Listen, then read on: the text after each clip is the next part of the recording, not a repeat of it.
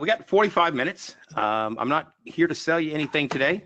I'm just going to go through what I think is an often overlooked aspect of trading. We're going to talk about that. I'm going to give you a few examples. And then at the end, I'm going to invite you into our trading room so you can see some of these things that we do here today. So sit back. I hope the objective here is to educate you. I'm not going to, like I said, I'm not looking to sell you anything today. I just want to expose you to some concepts and hopefully get you to learn something. So my presentation today is defining your trading edge, how you can find your statistical edge in the marketplace. A quick introduction. Again, my name is Jason Love, and that was me back in 1987, graduating from high school in Odessa, Texas. That was me a few months later as I graduated from the boot camp in the United States Navy. I was a combat veteran of Desert Storm. I held a top secret security clearance, and in boot camp was designated the recruit chief petty officer, which meant basically I led this group of boot camp recruits through boot camp for 9 weeks. That was me a few months ago, and boy, doesn't time fly. Again, I'm the founder and lead trader of the Oil Trading Group. Prior to becoming a trader, as Renee mentioned, I was a VP of a 300-seat call center. We founded the Oil Trading Group back in 2010. I have a twice weekly radio show on Top Step Traders Squawk Radio. Now, that's been something I haven't done in a few weeks. Simply because I had some dental work, and talking has been a challenge over the last couple of really almost about 6 weeks. So if my words are a little slurred today, or it sounds like I've sprung a leak, then you'll understand why. Right now we have a trade room with a little over 200 active members in here every day trading with us on a day in and day out basis. All right, so here's my discussion points today. I'm going to talk to you about, is day trading considered gambling? I'm going to talk to you about what a trading edge is. I'm going to show you how a 35% win rate is better than a 62% win rate. I'm going to show you what the Holy Grail is, and we talk a lot about, as traders, there is no Holy Grail. There isn't. We're going to talk a little bit about what we consider to be the Holy Grail of trading, and then we're going to talk to you about the Oil Trading Group success formula. All right, so is day trading gambling? Well, this is a screenshot off of Webster's dictionary website. And the definition of gamble is to play a game for money or property, or to bet on an uncertain outcome. I told you I was going to have difficulty talking today. Or to risk, right? And so by definition, according to Webster's definition, yes, trading is a type of gambling. And I'm sure all of you have dealt with some family member at a party or Thanksgiving or some holiday where you're all sitting around, they ask you what you do, and you sheepishly tell them you're a day trader, because you know what's going to happen next. They're going to give you all of those looks like, oh, he's just gambling, and nobody ever is successful doing that. And so I'm going to go ahead and tell you straight up front that according to Webster's dictionary, that trading, risking something of value on an uncertain outcome, is a type of gambling. Now, the main difference between gambling and trading is this: when you are gambling at a casino, the casino controls the statistical advantage. As traders, we control the statistical advantage. And let me tell you what I mean by that. So let's talk about the casino's advantage. Now, this is not a new example. I didn't invent this example. It's been around for a while, but I want to give you some context in case you haven't seen it.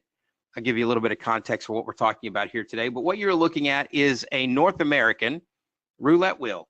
Right? And so what you'll notice about this wheel is that there are 18 black squares, there are 18 red squares, and there are 2 green squares, the 0 and the 0, 0. So when you spin the roulette wheel, you have 38 chances to win, right? There are odds and evens and red and black and the 2 greens. So your chance as a player to win in this casino game is 18 times, right? So if there are 18 squares that you can if there are 38 squares that you can win, and you have 18 red and 18 black, right, you have a 47.3% chance to win. The casino, however, has 20 chances to win because they win on 0 and double 0. So their chances of winning are 52.7%. So the casino's advantage is 52.7% minus 47.3%. or a total of 5.4%. That's their advantage over you. So over the course of time, for every $100 bet in the casino wins $5.40. When $1 million is bet in the casino wins $54,000. So again, if you played this out over time and you just played forever and ever and ever, you are ultimately going to lose all of your money. And that is the casino's advantage over you. That is their advantage and the way that it works. So let's talk about this really quickly. I'm going to give you a trading test. I want you to identify for me which trade number 1 or trade number 2 is the winning trade. Is trade number 1 the winner, or is trade number 2 the winner, right? Obviously, they are both the same, right? They are both purple circles that look identical.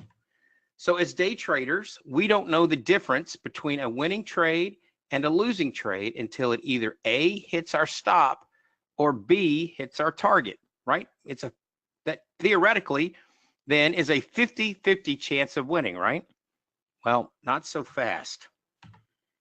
When you bet at a casino, you risk $1 to make $1, right? So if you spin the wheel and you bet on that red or black at the casino on the roulette wheel, you bet $1, you're going to win $1 if you win. However, because of emotions, traders typically tend to lose more when they lose than win when they win. And as a result, what appears to be a 1-to-1 reward to risk ratio is actually much worse. Tell you what I mean. Let me give you an example. I get this question a lot in my trading chat room, especially when we were trading multiple lots. Now we've scaled that down for a number of reasons, but not the biggest reason we have scaled this down is because we're trying to teach traders this very simple yet difficult concept. But when we were trading 2 lots or multiple lots in the trade room, what would invariably happen is someone would ask me, Jason, how come you don't take one off at 10 ticks and let the other one run? Because what they will have seen is if I was trading 2 lots on the CL as an example, they would see that trade go 16, 17 ticks and maybe I had a 10 tick stop, and it would go 16, 17 ticks in my favor. And then they would see it come all the way back and take me out at break even or break even plus 1.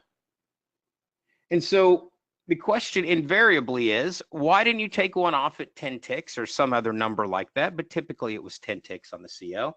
And then try to let that other contract run, right? And you're out there saying to yourself, probably shaking your head, yes, that is something that I do, or that I'm interested in doing, or that I believe would be the right thing to do. And so when the trade goes in their favor, they would take one lot off at 10 ticks and they would let the other lot run. So what I would then ask is, where does the second lot go off at? So where does that average of that second trade go off?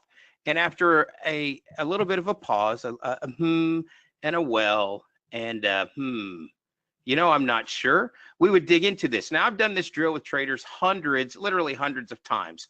And some traders do this. Some traders will take that trade, right? And they'll take that second lot and maybe it goes 20 ticks, right? For a 2-to-1 risk reward. So they took one off at 10 and they were real satisfied to take the other one off at 20 ticks. On some trades, it will come back and get you at break even. Some traders will do this. Some traders will say, I'm going to have a 10 tick stop on 2 lots. And if it goes positive 10 ticks, I'll take one off and then I'll move the stop to break even minus 9. So that when it comes back up and takes them out at 9 ticks, it is truly a break-even trade. But when you mash all of these conversations together and you finally ask this trader, you finally show this trader where that second lot on average goes off at, it on average goes off at about 6 ticks.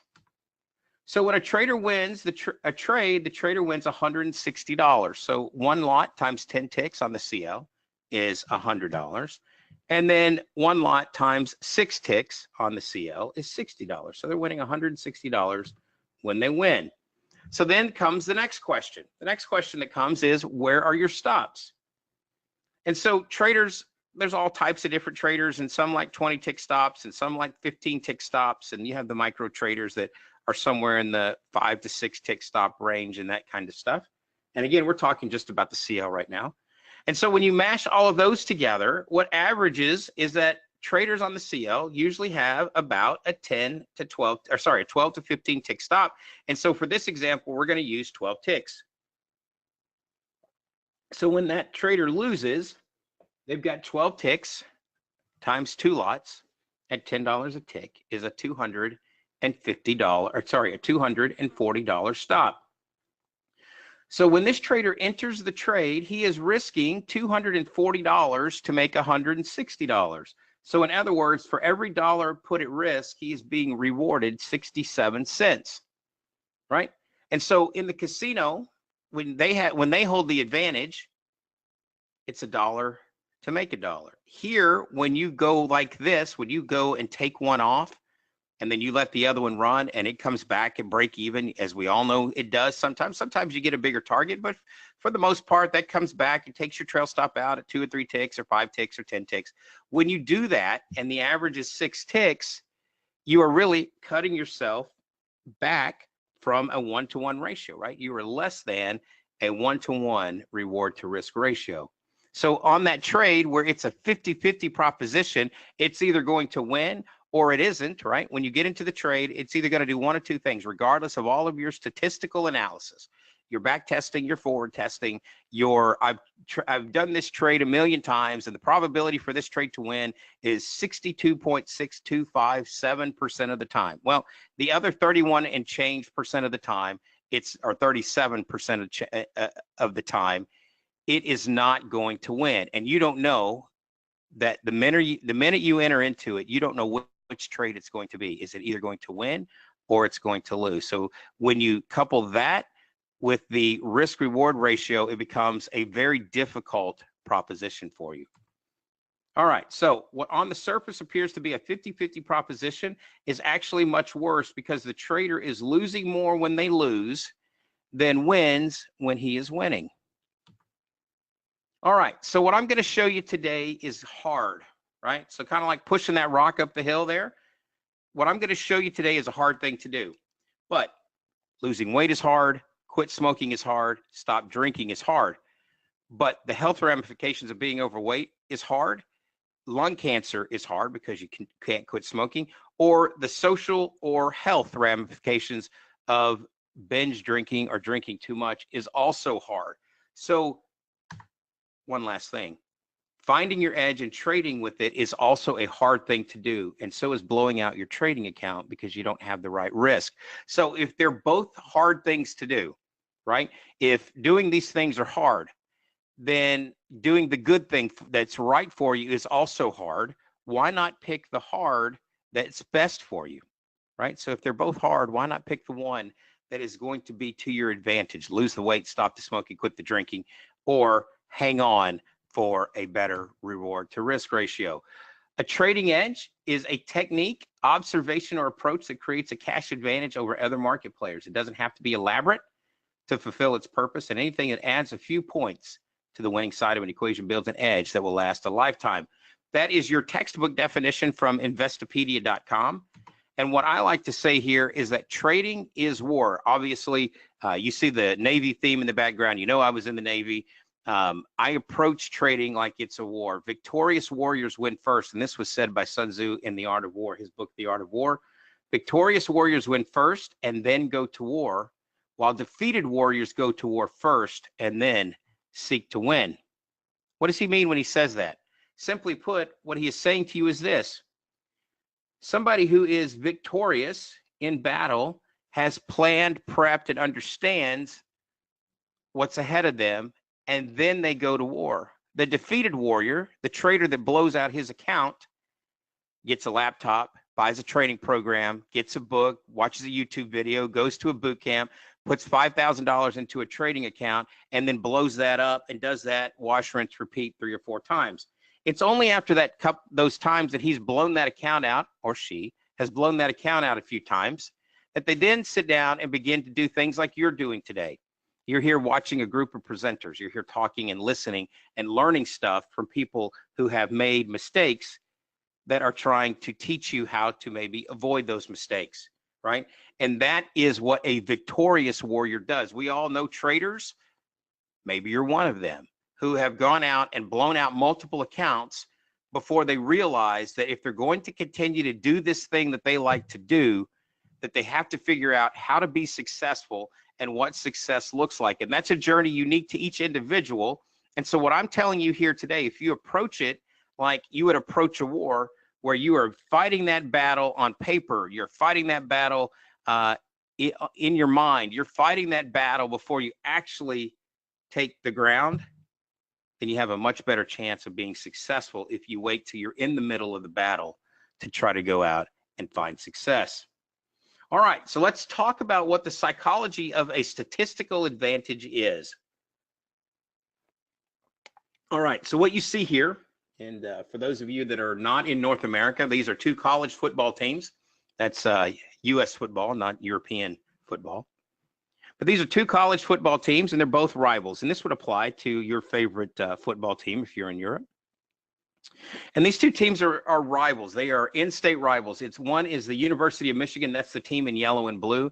And the team in white and green is the Michigan State Spartans. Now, these teams, when they play every year, it is for bragging rights in the state. Typically, it's to win their particular they're in the running to win their particular football conference, and it's a really big game, and it's a really big deal. If you look down at the bottom right-hand corner of the screen, you'll see a score, and you'll see a couple of other things I want to draw your attention to. Michigan State was ranked number 7. They were the favorites. Michigan was ranked number 12 this year, and they were in the lead, 23-21. I also want you to notice down at the very bottom of the screen, it says they're in the fourth quarter with 1 second left in the game, and Michigan is ahead of Michigan State. Now, if Michigan State was your favorite team, and on this particular Saturday afternoon when this game was being played, you were interested in watching the game. But as luck would have it, you have a whole series of honeydews that you had to attend to. And you know what those are, guys.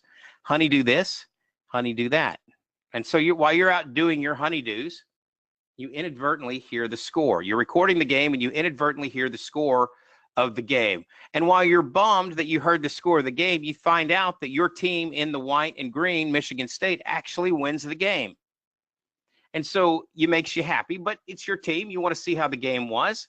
You heard it's a good game and you want to watch your team and your favorite players. So you go and you sit down in your favorite spot on the couch and you grab your favorite beverage and a popcorn and you get ready to watch the game. Now, there is no stress in watching this game because you know the score. The game hasn't been played or the game hasn't been watched by you yet, but you already know what the score is. So you don't care about, there's going to be no stress. You know the game's going to be won, etc., right? So as you sit down and the game goes into the first quarter and your team is down, you're like, no big deal. Normally you would be super stressed out, right? Your team's losing, you're going into the second quarter, you're now at halftime and your team's losing, and boy, you're just, am I sitting in the right spot? Do I have the lucky jersey on? Honey, you need to go stand over there in that place. That was the time that they won the Rose Bowl when you stood over there. All of these silly things that as sports fans that we do, you would be doing. But because you know what the score is, you're not stressed out. Into the third quarter, into the fourth quarter now, and your team is still down. You're like, I don't know how they do it, but it's going to be fantastic when it happens, right? I don't know how they're going to do this, but I know that they win, and it's going to be fantastic. There's 1 second left in the game. Actually, I'm going to back up. There was 5 seconds left in the game. Michigan was going to punt the football, and that's the scene that you see playing out here in front of you.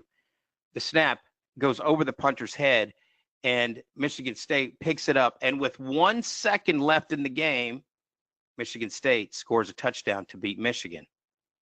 1 second left in the game. And that, my friends, is the psychology of having a statistical edge. When you have a statistical edge, you know the outcome before it happens. And so you are way less stressed out, even though it looks like you're not going to win the game and there's 59 minutes and 59 seconds left. You still understand that your psychological advantage, your statistical advantage, is understanding that you know what the outcome will be before it happens. So remember, victorious warriors go to win first and then go to war, while defeated warriors go to war first and then seek to win, right?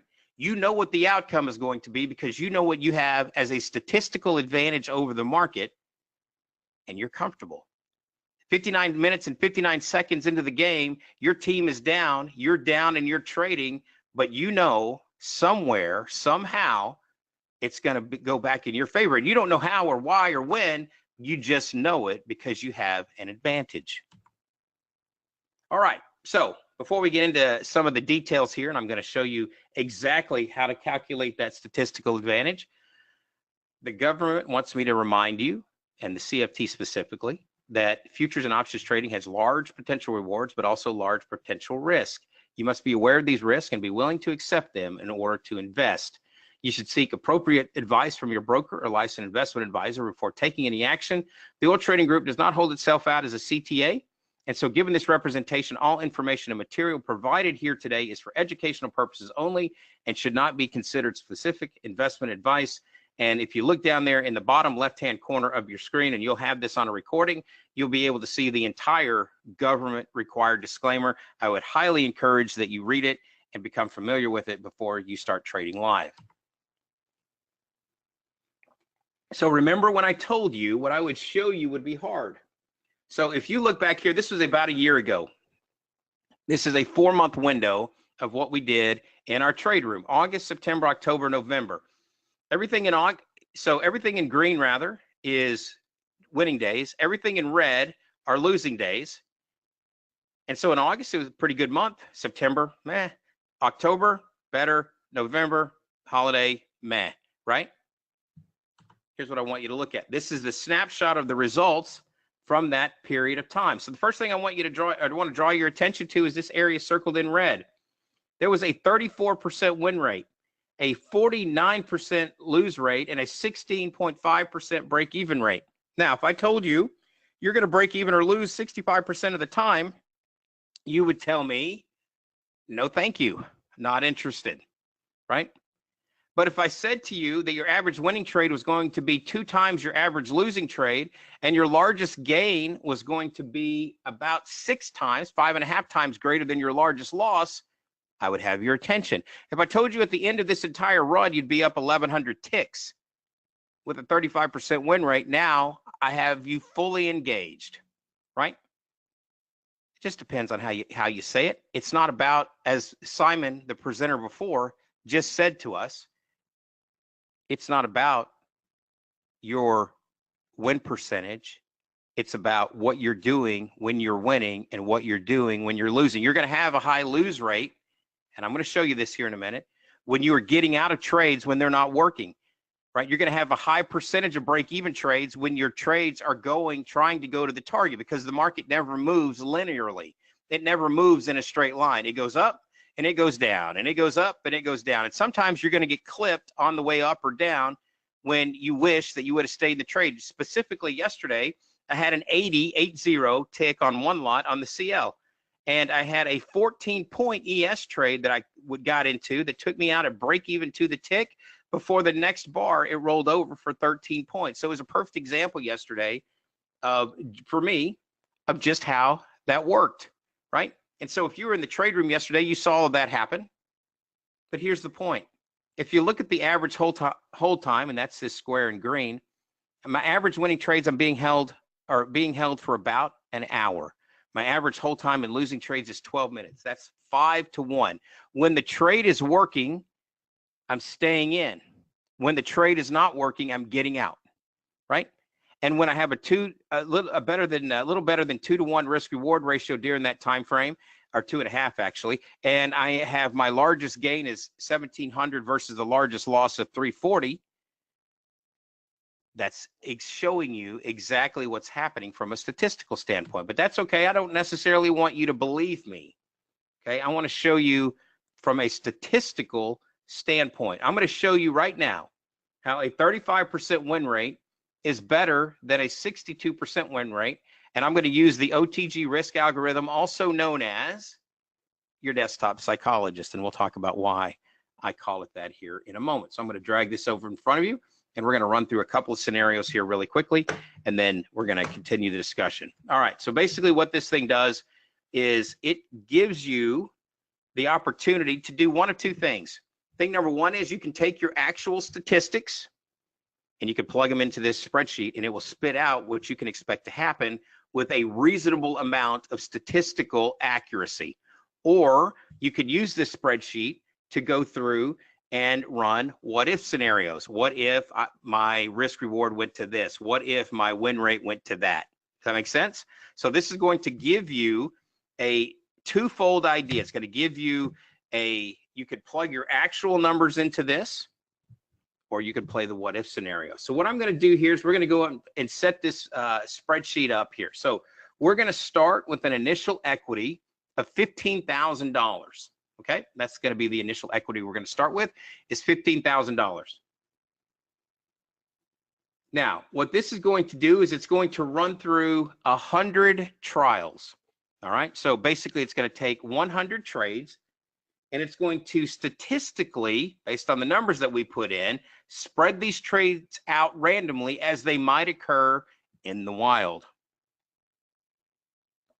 You remember, you guys, any of you remember Mutual of Omaha's Wild Kingdom, and they would send Jim. There would be the old guy who would be up there talking to him, and he would say, Jim is now in the wild with with the big gorilla, and he would be out there and doing all this crazy stuff. Anyway, in the wild is going to randomly distribute those trades as you might find them in real life. Now, your risk per trial, this is something that we want to do here. Now, remember the example that I used before with you when I said that most traders take one off at 10 ticks and let the other one run, and over the course of time, I have found out that that is a $160 win versus a $240 loss. Remember that number.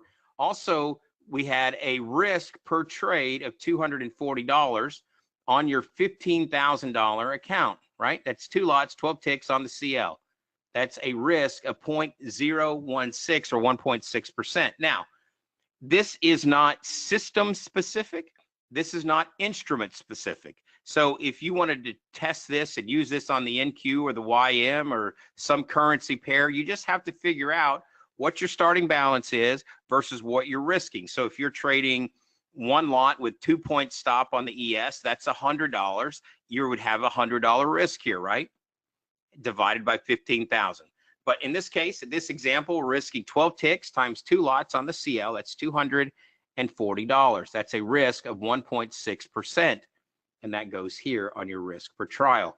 Now, I will say this, one note about this risk per trial that I want you to understand is that if you are risking no more than 2%, and that's kind of the norm out there, right? If you go industry standards, it says don't risk more than 2% of your account on any trade or any given day. If you're taking one trade at $240 of risk on your $15,000 account, then you are risking 1.6% of your account on one trade. You take 2 losing trades on a day, and you have overextended what you should be losing on a particular day, which is 2%. You would be risking 3.2% on 2 losing trades.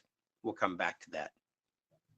Your minimum commission per trial is $5. So typically speaking, you aren't spending $5 per trade on commission in a standard U.S. futures broker, but sometimes you get a little slippage, and so you're not getting slippage on every trade either. So a $5 slippage, and if you wanted to be a little bit more aggressive, we could move this up to $7, right?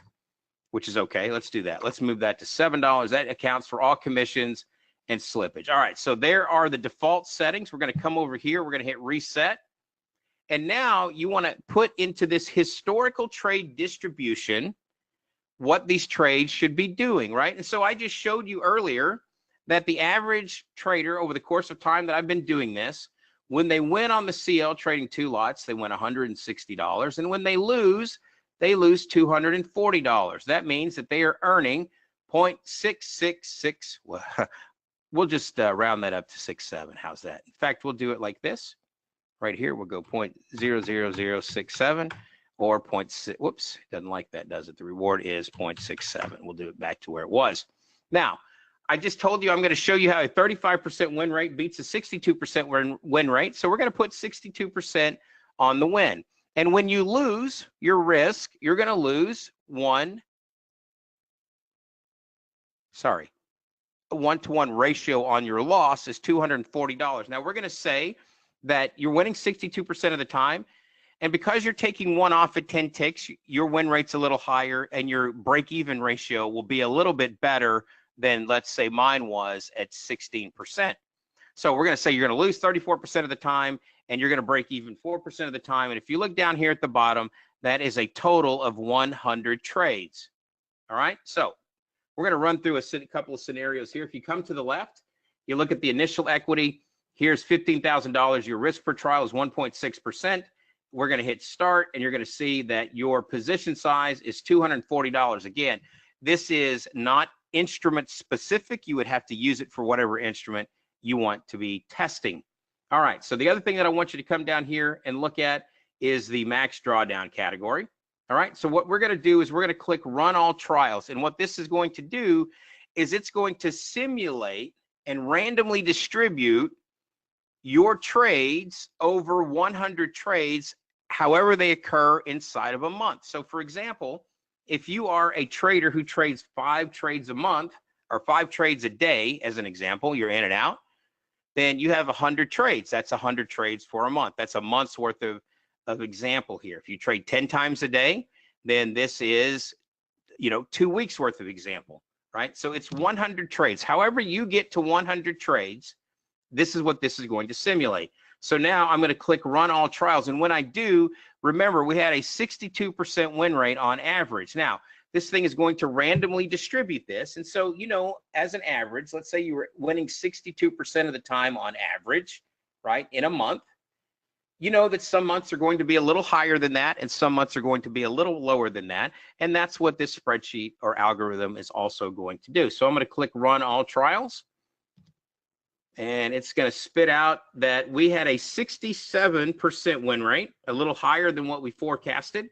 And you won $2,539. And if you look down here at the bottom left, you had a max drawdown of 8.4%. Okay. Now, what this spreadsheet is also doing, right? If you look down here, there's the drawdown at 8.4%. What this spreadsheet is also doing is saying, okay, here is the way it was randomly distributed, right? So everything in red's a loss, everything in green is a win.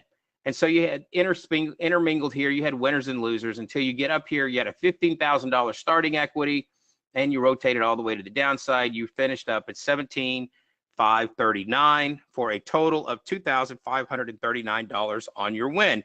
And you could go through and analyze those tables and see how things were spread out, but it is randomly distributing these with commission all the way through. Okay, so that's round number 1. We're going to hit reset start. We're going to run all trials again.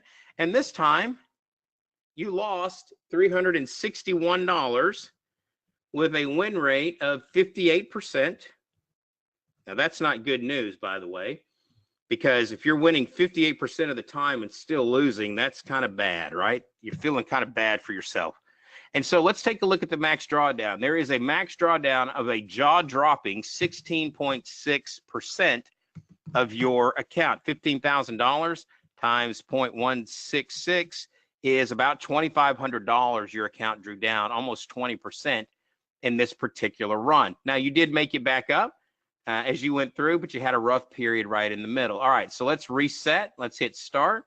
And let's do it one more time, and then we're going to shift gears a little bit. So we're going to run all trials, and this time you had a profit of $397 with a win rate of 61%, and your max drawdown in this particular scenario was 11.4%. So you had 3 months of doing this, and you had one decent month at plus 2,500.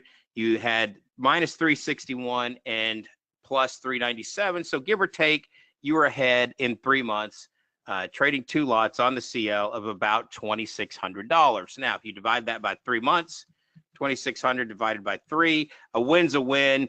You're averaging about $870 a month.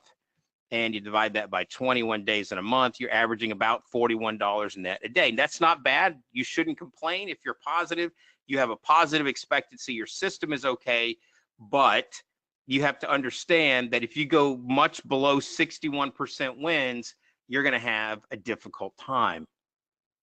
All right, so you remember those numbers I showed you earlier back when I said this is going to be hard, and I showed you the green squares and the red squares, and I showed you kind of how we did. We're going to plug those numbers in here into this spreadsheet now.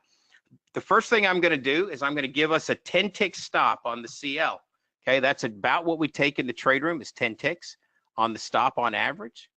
And you come back over here and you say you have a $100 stop and you have a $15,000 account, right? That's a 1 lot on a 10-tick $100 one lot stop, that is a 0.006666, repeating. So we'll come over here, 0.00666666. That is a risk. Gosh, that's not what I wanted to do. Hang on a second. Sorry about that. I put that in the wrong spot. We'll come back up here. Here, 0.00666667. Not plus. Well, I'm just. All right. That is a 0.67%. Now, you remember earlier, if you lost one trade, I showed you if you lost one trade, that you would be really close to your exceeding your limit. And if you lost two, you would be over your 2% on a day. In this case, at 0.67 times 3, you're just at 2% loss. You can lose 3 trades now versus losing one and still be within your daily limit. So that's one lot at $100 and a $15,000 starting account. We're going to come back over here. And remember, I told you we were at about 2.5 to 1 risk reward, right? You had a 35% win rate, and we were losing and breaking even on the remaining 65%. This was 16, and so that would make this 49%, right? So winning 35% of the time with a 1-to-1, with a 2.5 to 1 reward to risk, right? And that gives you an idea, and that's a 35% win rate. We're going to hit start, and again, let's see what happens. We're going to run all trials. And this time, you had a profit of 44.23, okay, 44.23, with a win rate of 38%. That's slightly better than the 35% that we plugged in.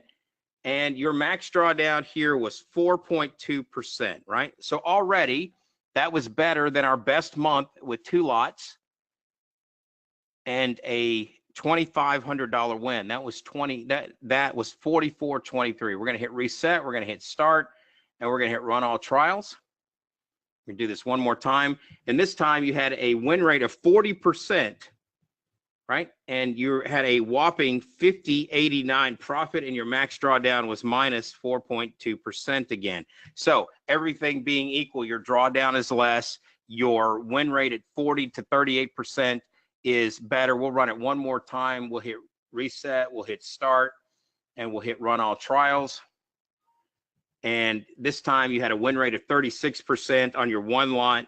And because you're holding on for 2.5 to 1 minimum, you had a 36.63 profit, and you had a 5.4% max drawdown. Now, I did a scenario like this, and I'm going to throw the link in here for you. Okay, so I did an all-in scale out. Okay, I did an all-in scale out versus, and I'm going to throw the link in here for you, versus a all-in, all-out scenario. Okay, and I'm going to show you. I just threw the link in here for you, and so I'm going to throw this in here. And I see some questions coming in, guys. I will get back to you here in just a moment. But here's the spreadsheet that I did, and here are the parameters. Now, I ran 6 months of data through this. In all scenarios, we're using that algorithm that I just showed you. We're going to assume you're trading 2 lots with a $200 risk. So I brought the risk down from 12 ticks to 10 ticks. You're going to have a $200 risk. And because of that, right, because you're doing $160 on a win, you're actually winning 80 cents for every dollar you're putting at risk. And I lowered the commission and slippage from 7 to 5. Okay, now there's a link to this spreadsheet if you're interested in looking at it.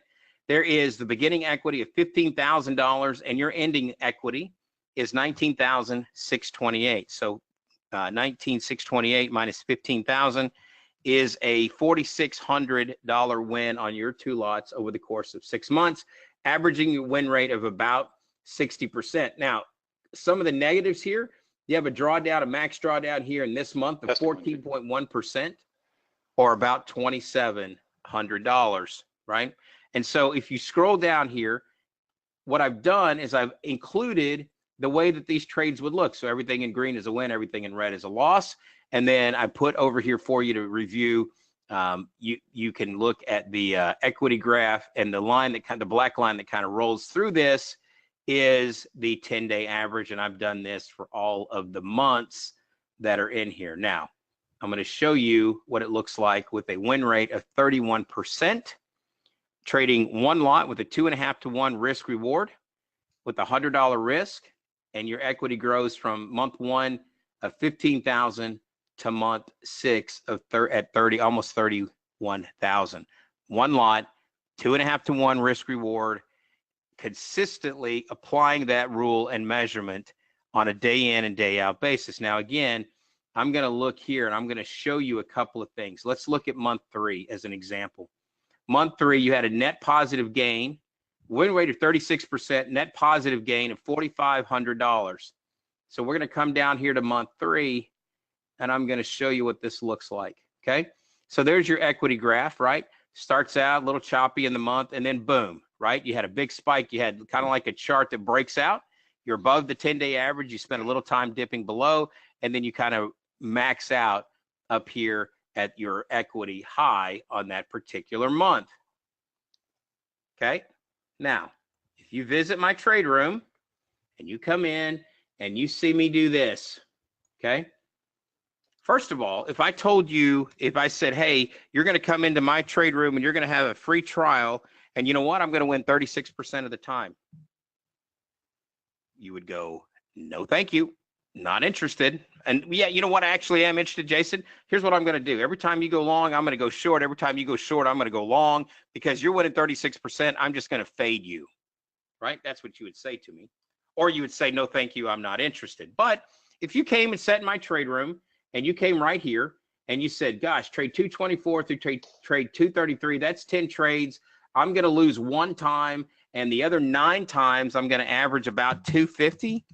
All right, so 250 bucks times 9 is 2250. Back out 100 bucks, and 10 trades over the course of, let's call it 2 days. You're going to win $2,100, $2,200. You would sign up. You would sign up for my trade room, right? You would sign up, and then you signed up for my trade room, and you went through this trade 201 down to trade 223 is 24 trades, and I win 1, 2, 3, 4, 5 out of those 24. 5 divided by 24 is 20%. That means I'm losing 80% of the time. You would say this to yourself. You would say, I got stuck again. This bad old vendor got me again, right? I knew it was too good to be true. The system's broken. I got to do something with it. At a minimum, you would do this. You'll start adding this indicator and that indicator, and you'll start adding this filter and that filter to it, because you know it worked, and I had 9 trades out of 10 that I won, and so I know that it worked once upon a time. Let me fix it, okay? Or you just throw it away and you move on, right? Like a swarm of locusts on a cornfield. You descend upon the newest, hottest, coolest thing, and then you think it's broken, and like a horde of locusts, you rise up above and you move on to the next cornfield and swoop down on it, right? If I tell you it's a 36% win rate, you're not interested. If I tell you you're going to net $4,600 on a one lot in the month, then you care. Remember what we talked about in the beginning. You don't know when the Michigan State football team is going to beat the Michigan Wolverines. All you know is it's going to happen, because that's your statistical edge. You know that if you trade at 2.5 to 1 or better, and you have about a 30 to 35% win rate, you're going to be great at the end. And so all I really hopefully have done here for you today is help you not spend thousands and thousands of dollars switching from program to program, but to understand that if you apply the right reward to risk ratio to your trading, you can make things work. Do I want you to spend money? Sure, I'd love you to come in and buy my program and watch us trade, and we do these kinds of things every single day, right? But at the end of the day, as a trader, you need to understand that it's not these, what day trading educators know is what I know about you, is that you think you equate winning to success, and winning does not equal success. Win percentage does not equal success. We'll talk about that. Let me come back here. We'll come back to that. All right, so I just showed you, by the way, this is why I call this the desktop psychologist, right? because you know when you go through this run that this run is coming, right? You know that when you go through that run, this run's coming. And so if you stay the course and continue to apply your rules and continue to apply what you've been doing that has statistically borne itself out over time, then the desktop psychologist will correct and help you keep from trying to shift around. Even though you're going through a losing period, it is gonna be okay. All right, let's move on.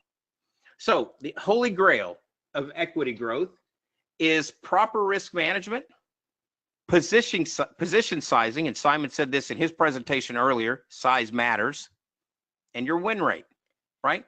So proper risk management, position sizing, and win rate is the holy grail of trading. It's not a system, it's not an entries and exits, it's not any of that stuff. It is managing your reward to risk ratio.